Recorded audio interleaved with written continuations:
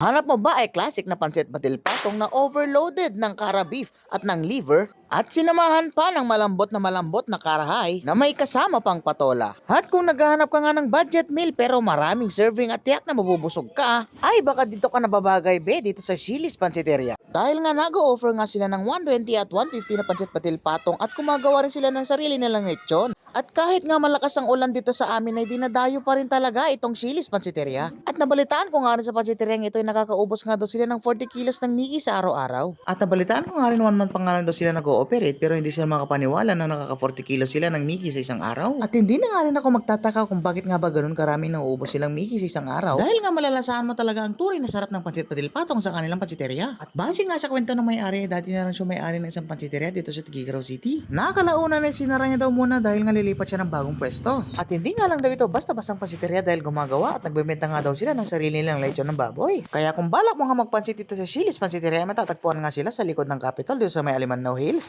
Napakabilis mo nga matagpuan ng panciteria ito dahil nga sa nakapaskil na tarpaulin na signage nila sa gilid ng daan. At pagkatapos nga niya nilagay na ni Kuya ang ating poached egg sa ibabaw ng ating Mickey. At pagkatapos nga ng paglagay niya ng poached egg sa ating Mickey, ay sinunod na rin ni Kuya igisa ang ating kara beef at ang ating patola. At pagkatapos nga ng paglagay niya ng patola ay nilagyan niya rin ito ng pampalasa. At sa kanya hinalo-halo nga ng bahagya ang ating mga rekado para manood daw yung mga linamnam nito. At kung hindi ka pa nakakatikim ng pancit patil patong ay mas better na itry mo ito. Kaya sugod ka na sa pinakamalapit na panciteria sa inyong lugar. At hindi nga makukumpleto ang ating pancit patil patong series kung wala nga yung kara beef at gulay na itinatapping sa kanyang ibabaw. At bago nga matapos itong video ito, gusto ko nga lang pasalamatan yung mga taong sumusuporta sa akin. Gusto ko nga lang kayong pasalamatan dahil nga sa pagtangkilik nyo sa mga videos ko. At dun sa mga taong nasaktan ko naman ay pasensya na kayo. Sana ay mapatawad nyo pa rin ako. Happy New Year nga pala sa ating lahat mga idol ko. At sana ay malakas pa rin nga tayo hanggang sa matapos ang taon na ito. At mabalik nga tayo dito sa ating pancit patil patong series. At kasalukuyan na nga nilang ginigisa ang ating liver na pang topping sa ating pancit patil patong.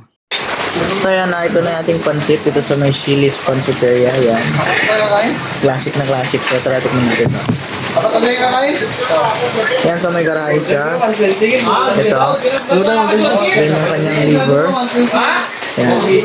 So, ang kagandahan nga sa panciteria ito ay mainit-init pa nga yung sineserve nilang pancit patil patong. At yung kagandahan pa nga dito ay hindi overcook yung kanilang Mickey. At syempre hindi nga rin mawawala sa mundo ng pancit patil patong ang sibuyas na pampauts. Tog.